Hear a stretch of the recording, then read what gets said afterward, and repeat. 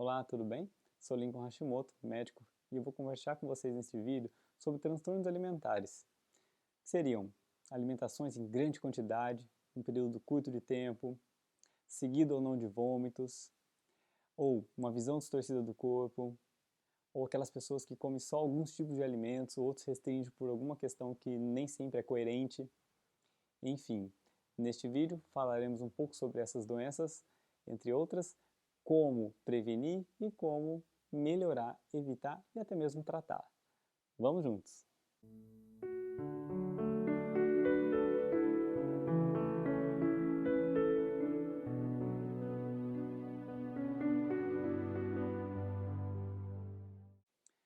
No Brasil, temos por volta de 20 milhões de mulheres e 10 milhões de homens que, em algum momento da sua vida, serão diagnosticados com algum distúrbio alimentar. No mundo, estamos falando de por volta de 2% da população, que não é pouco, que também apresentaram ou apresentaram algum desequilíbrio em sua vida de distúrbios alimentares. Em geral, os distúrbios alimentares são ocasionados por uma soma de fatores. Dificilmente é um fator único, e sim uma combinação entre eles.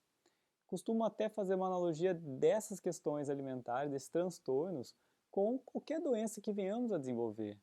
Sempre devemos reconhecer o ser humano como um todo.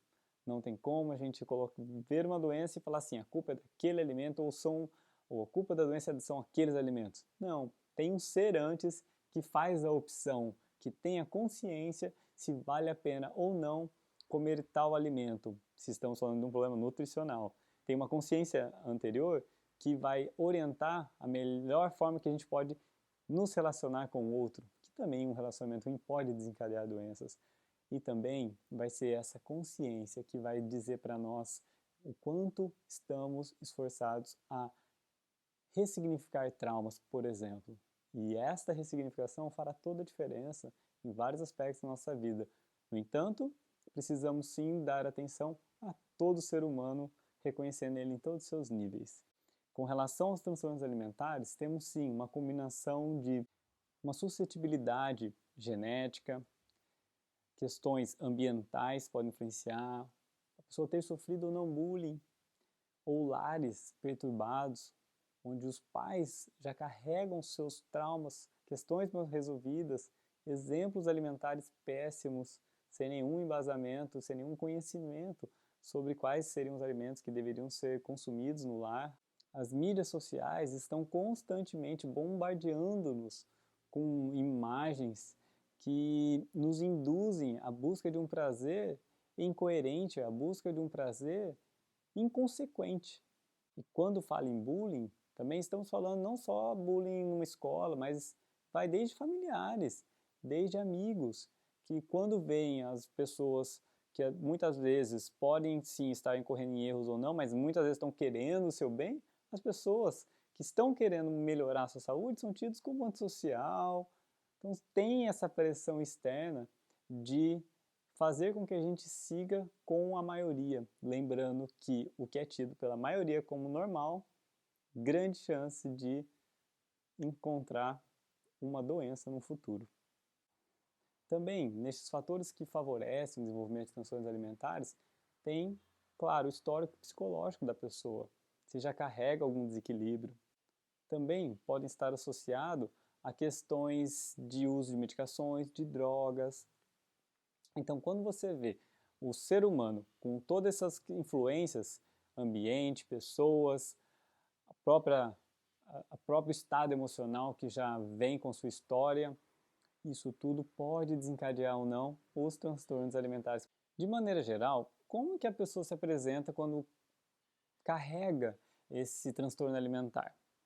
Pode ser, por exemplo, comer grande quantidade em pequeno período de tempo, ou comer escondido, comer mesmo sem fome, comer muito tarde da noite ou acordar no meio da noite para comer, ter aquele sentimento de tristeza, de culpa após a alimentação.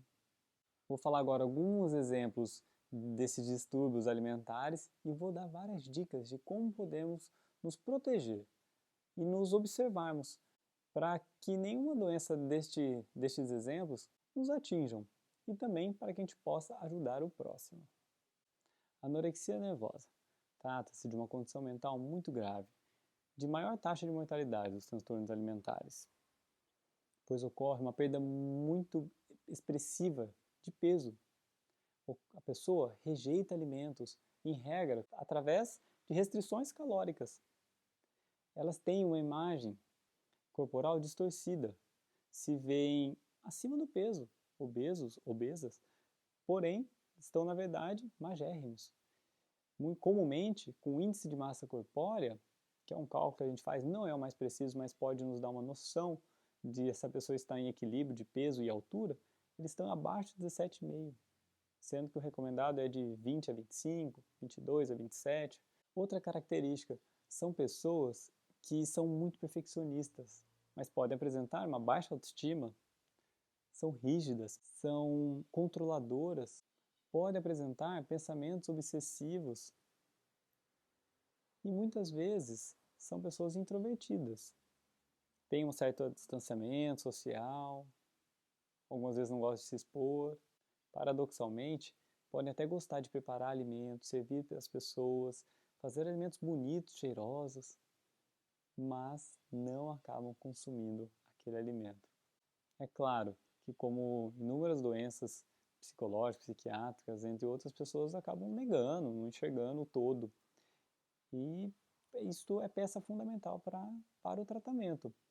Como consequência, a pessoa pode ter alguns sinais e sintomas, como fraqueza, fadiga, queda de pressão, frequência cardíaca mais baixa, queda de cabelo. Mulheres podem ocorrer amenorreia, que é o cessamento da menstruação. Tudo característica de uma desnutrição. Vamos para a próxima agora. Eu vou falar sobre bulimia nervosa. Na bulimia nervosa, em regra, temos pessoas que não são magérrimas, e sim estão no peso normal ou até mesmo acima. Nessa situação, a pessoa tem o hábito de comer grande quantidade de alimento e em seguida vem a culpa. E a pessoa se vê diante de uma situação em que ela quer retirar aquele alimento dela, quer diminuir o peso, quer diminuir essas calorias.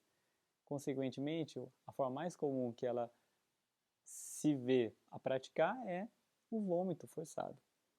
Também pode utilizar de drogas para poder, por exemplo, ter diarreia, provocar uma diarreia, diurese, aumentar a maneira de conseguirmos eliminar através da urina. Às vezes são pessoas que praticam muita atividade física, num outro momento. Aqueles que carregam esse distúrbio têm uma maior tendência à utilização de medicações inibidoras de apetite, todas as medicações para cortar a fome. Lembrando que, por isso que eu sou contrário ao uso indiscriminado dessas drogas, porque não resolve nada, não trabalhou a consciência, não entendeu o porquê está acontecendo aquilo e como, na verdade, resolver. É o famoso efeito sanfona. A pessoa faz uso da medicação, depois cessa e aí? Volta tudo, quando não pior. Essas pessoas trazem alguns traços, alguns desequilíbrios de humor, de personalidade. Como, por exemplo, são pessoas que têm baixa tolerância a alterações na sua rotina, ou seja, são pessoas também irritadas, frustradas em alguns aspectos, impulsivas, têm dificuldade em lidar com limites, com regras, muitas vezes carregam a depressão ou a ansiedade na sua personalidade, na sua rotina e, claro, a culpa após as refeições. O distúrbio alimentar é o transtorno da compulsão alimentar periódica. É aquela pessoa que, por alguns minutos, come uma quantidade excessiva de calorias. Vamos exemplificar. Um adulto recomenda-se por volta de 2.000 calorias. Essa pessoa nesse desequilíbrio consome 4 a 15.000 calorias em poucos minutos, sendo que 2.000 calorias é o recomendado para um dia. Então essa pessoa come excessivamente e, diferente das outras duas patologias que eu citei, ela não tem nenhum evento compensatório. Se sente culpada, mas não provoca vômitos, não faz nenhum uso de medicações. Claro, essa gulodice, esse descontrole está assim associado a distúrbios emocionais, a questões estressantes. São pessoas que têm também aquelas características de uma intolerância à frustração, carregam depressão, ansiedade na sua rotina. Tem sim algo que está ali desencadeando. E essas pessoas incorrem a contribuir com a saúde pública no sentido negativo, porque esse excesso alimentar favorece sobrepeso, obesidade, diabetes, pressão alta. Então, claro, além desse problema momentâneo, desse excesso alimentar, que tem às vezes consequências no momento da própria digestão, enfim, num quadro mais amplo, causando todas essas doenças que favorecem, né, essa cronicidade, as famosas doenças crônicas que são evitáveis. Transtorno alimentar restritivo evitativo. É aquele caso em que a pessoa não come determinados alimentos por exemplo, pela cor, por causa de uma textura, cheiro, sensação no paladar. São várias características específicas que não a faz sequer colocar na boca. Então podem ter ou não algum problemas com restrição, com atraso de crescimento, ou por não comer alguns alimentos. Vamos supor que a pessoa não come nenhum alimento com coloração amarela, ou não come nada com aquela textura de purê. Tem alguns alimentos, essa variação das cores dos alimentos tem um porquê. Cada alimento tem algumas das suas vitaminas específicas, conforme a sua cor. Então, a pessoa pode sofrer de desnutrição ou mesmo de uma carência de uma vitamina específica, causando, por exemplo, escorbuto, ou cegueira, ou mesmo a cegueira noturna, que é por déficit, por exemplo, na vitamina A. Pode ocorrer distúrbios metabólicos, hormonais, anemia. Algumas pessoas não comem qualquer alimento que faça um creque-creque, algum alimento cru, por exemplo. Na minha área, que onde eu preconizo uma alimentação o máximo possível, respeitando individualidades, etc., o alimento vivo, é um divisor de águas quando a pessoa aceita esse tipo de alimento. Agora, imagine aquela pessoa que passa anos sem colocar nada de alguns alimentos. Às vezes em semanas já aparecem alguns desequilíbrios, mas avalie o grau que pode chegar a alguma restrição alimentar quando não coerente. Por isso, sim, temos maneiras de trabalharmos essas questões e nos equilibrarmos no aspecto emocional que vai ajudar na nutrição e na nossa evolução como um todo. Vigorexia. Neste grupo, ocorre uma maior incidência em homens jovens, cometendo também mulheres, e tem-se uma obsessão, uma compulsão pelo corpo perfeito, músculos fortes e torneados. Muito comum que esses rapazes jovens carreguem com si uma rotina exaustiva, estressante e de muita atividade física. São pessoas que às vezes consideram uma alimentação como frango e batata doce suficiente para todo dia, mesmo que em quantidades altas, mas apenas esses poucos alimentos. Ou acreditam que só com suplementos é possível ter boa saúde, conseguir este corpo. É claro que tem uma certa tendência desse grupo de pessoas se envolverem com anabolizantes. Então, estão desconectadas com o que é realmente saúde para a pessoa, os valores que carregam, quais são as prioridades na vida da pessoa. Está extremamente preocupado com o externo e muitas vezes esquece que internamente está prejudicando. É aquela história da pessoa se preocupar com o ter e esquecer do ser. Priorizar questões materiais ao invés da sua saúde. Priorizar a sua aparência ao invés do seu estado emocional. Claro, temos que fazer atividade física, mas por qual motivo?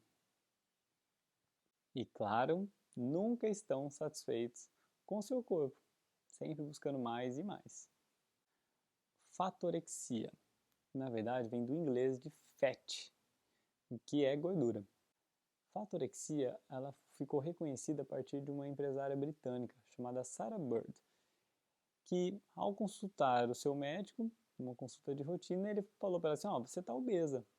E ela não percebeu que tinha ganhado 30 quilos em questão de alguns anos, poucos anos. É o oposto da anorexia. a pessoa se vê no espelho magra, quando na verdade está com sobrepeso ou mesmo obesidade.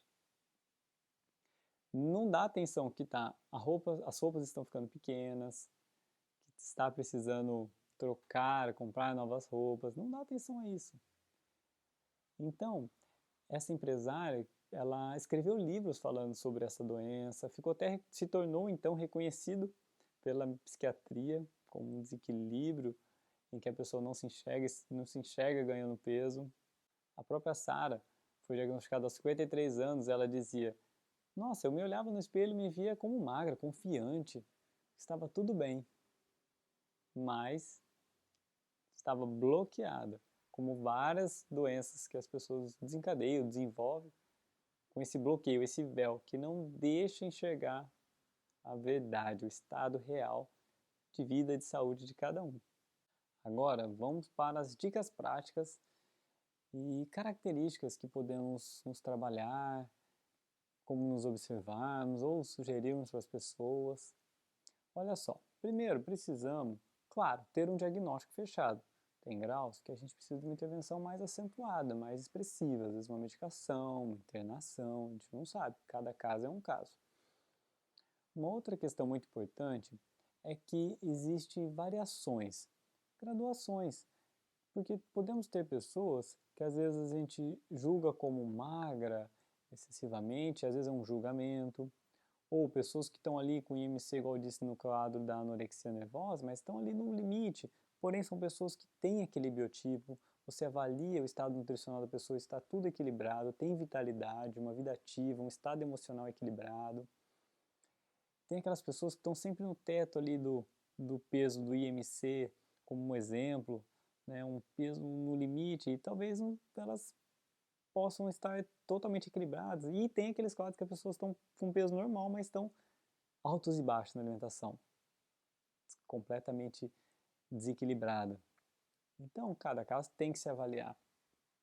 Outra questão, quando a gente vai falar então de excesso alimentar, a primeira dica é: sentiu aquele desejo de se alimentar, está com fome, uma fome excessiva, primeiro avalia.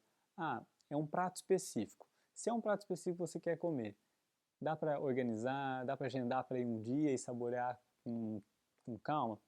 Beleza, isso é algo coerente. Ou, tá ali com sua barriga fazendo barulhos, dando sinais que está com fome, realmente você passou horas sem se alimentar, você tem aquela sua noção do que deve alimentar no dia e você percebe que talvez aquele seja realmente o momento de se alimentar. E sim, vá lá, algo saudável e observará que aquela fome irá embora. Isso é uma fome coerente. Desejar algo, como citei no primeiro momento, também é algo coerente. O problema é aquela fome urgencial. Preciso comer um doce agora. E muitas vezes você não pensa qual doce que é, quando não em grande quantidade. Essa é a que você deve ficar mais atento, porque esse quadro urgencial é incoerente com a nossa capacidade de espera do alimento.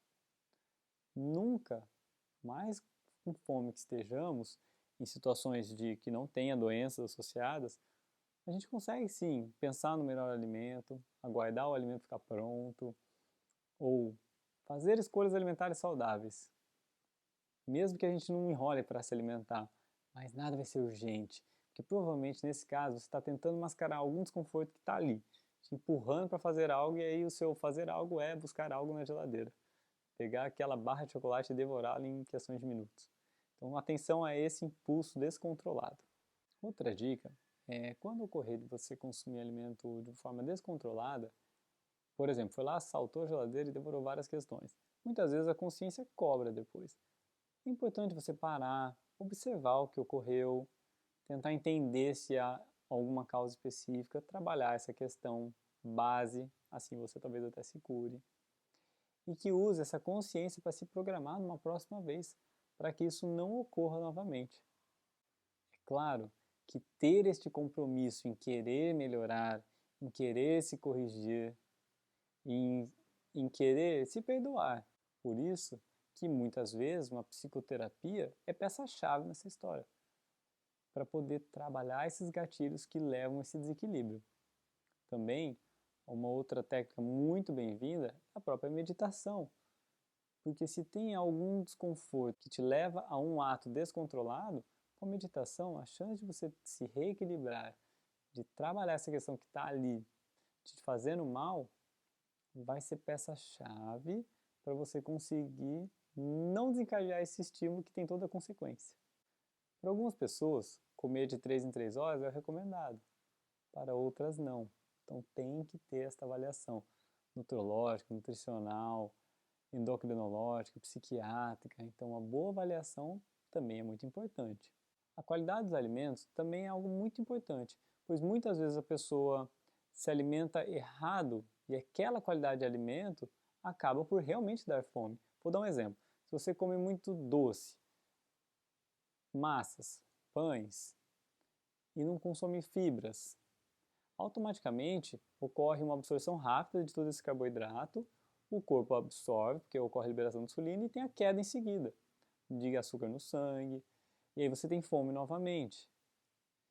Então, colocar alimentos com índice glicêmico baixo a moderado, ou sempre, mesmo sendo de alto ou baixo índice glicêmico, ou seja, com bastante carboidrato na composição desse alimento, lembrar de que sempre tenha fibras, talvez proteínas, para que esse pico que eu citei do açúcar não ocorra de maneira tão rápida e a queda também não, seja algo mais gradual, ou seja, estamos falando em maior saciedade. Então, a qualidade dos alimentos é fundamental, a quantidade dos alimentos também vai ter as suas consequências em termos da culpa, em termos do desconforto ali gerado do próprio processo digestivo. A maneira como consumimos o alimento, se consumimos de maneira muito acelerada, lembre-se que o cérebro leva um tempo para chegar a informação até ele de que o estômago está dilatando. Então, se você consumir grande quantidade de alimento em pouco tempo, ou consumir pouco alimento, mas devagar em maior tempo, quando o cérebro receber a informação, seu estômago sequer já está cheio. E parar de comer um pouco antes do estômago estar completamente cheio é o ideal. Os estudos de longevidade, de qualidade de vida, bem-estar, sempre vai estar atrelado em uma ingesta alimentar, nunca no máximo. Sempre ali, um pouco a menos do que a gente caberia mesmo no estômago. A gula não deve ter vez em nossa vida. Nos hidratarmos também nos auxiliará neste controle da saciedade, bem como no bom funcionamento de todo o nosso corpo. Daí podemos fazer uso não somente da água, temos água de coco, chás, chás, suco verde, temos combinações maravilhosas que irão nos nutrir, nos trazer saciedade, talvez podemos usar alguns chás que têm a sua parte fitoterápica associada, nos trazendo talvez calma, atenção, mente desperta. Então a hidratação é outra questão também que pode nos ajudar no controle de todos esses desequilíbrios que podem estar desencadeando, podem estar sendo desencadeados em nossa vida por um gatilho que vem um pouquinho antes. Talvez se a pessoa estivesse hidratada, ela não teria esse estímulo de ir assaltar a geladeira, porque ela esperaria um pouco mais, talvez. Este pouco mais, ela conseguiria guardar o almoço. Cada caso é um caso. Complementando a questão da qualidade do alimento, de ter fibras, por exemplo, quando a gente quer comer um doce, a gente pode consumir um alimento industrializado, uma bolacha, um cookie, algo de baixa qualidade nutricional e de alto índice glicêmico, mas podemos fazer escolhas muito mais saudáveis, colocando uma fruta com uma fibra, com uma gordura, uma banana com óleo de coco, uma chia, uma linhaça, um farelo de aveia. Olha a diferença que a gente já consegue ter de nutrição, saciedade. Então esse é um outro aspecto muito bom, porque pensa, além da questão da qualidade que você vai estar colocando no nutricional do seu corpo, a gente vai estar influenciando a nossa microbiota, as nossas bactérias intestinais, que é justamente através desta qualidade bacteriana no nosso corpo, no nosso intestino, que teremos um corpo menos inflamado, um intestino saudável, uma produção coerente, uma produção suficiente de neurotransmissores que nos trarão bem-estar, diminuirão a ansiedade, compulsões, oscilações de humor. É através dali que vamos absorver vários nutrientes, matéria-prima para os neurotransmissores. Então, lembre-se, a nutrição peça-chave. O desequilíbrio nutricional gera desequilíbrio a nível intestinal. Desequilíbrio a nível intestinal, consequências, alterações de neurotransmissores, alterações hormonais, alterações inflamatórias, aquela bola de neve que na totalidade do ser acaba alterando todas as nossas fisiologias. Nosso bem-estar, que se reflete no relacionamento, numa dor no corpo, numa impulsão alimentar.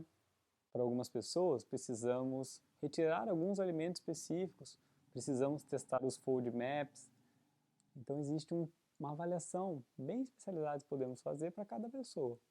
Mas, em regra, foge do que é industrializado, foge do que é cheio de corante, conservante, cheio de açúcar. Está muito embaladinho, fica atento. Procure descascar mais e desembalar menos. Observe o seu carrinho. Como que é o seu carrinho de compra? Tem mais alimentos de mercado desses pacotes ou é mais de hortifruti? Planejarmos nossa dieta é algo fundamental, porque podemos já fazer as compras necessárias. Deixando de comprar as porcariadas, hein? Isso eu não citei ainda, mas é bem importante. Não comprar porcariadas, não ter em casa aqueles alimentos que podem ser assaltados a qualquer momento do dia, da noite, tá? Então, planejar compras saudáveis, planejar a alimentação do dia, da semana. O nosso cérebro também gosta dessa questão de saber como vai ocorrer, de planejar. Isso é muito positivo. Nós, da alimentação viva, é muito comum termos essas compras, afinal, consumimos muito alimento vivo. Folhas, verduras, legumes, então tem uma programação semanal, de certa forma. Também o processo de germinar sementes, de hidratar, como muitos fazem, deixar de molho as leguminosas, como os feijões, tem um porquê. Além dos antinutrientes, você tem toda uma programação de como vai ser a sua alimentação. Você sabe que ali, no equilíbrio dos macronutrientes, você já vai ter a proteína. Então, tem um estudo com mais de 40 mil pessoas em que chegaram à conclusão que o planejamento alimentar levou a um menor risco de obesidade. Mais uma vez, a atividade física, comprovadamente, libera nossa reserva de açúcar, nos dá saciedade, nos libera neurotransmissores, endorfinas, do bem-estar. Mais uma vez, te ajudando a evitar alimentos excessivamente. Lembre-se, nunca haverá alimento suficiente para uma alma faminta. Nunca haverá alimento suficiente para uma pessoa em desequilíbrio.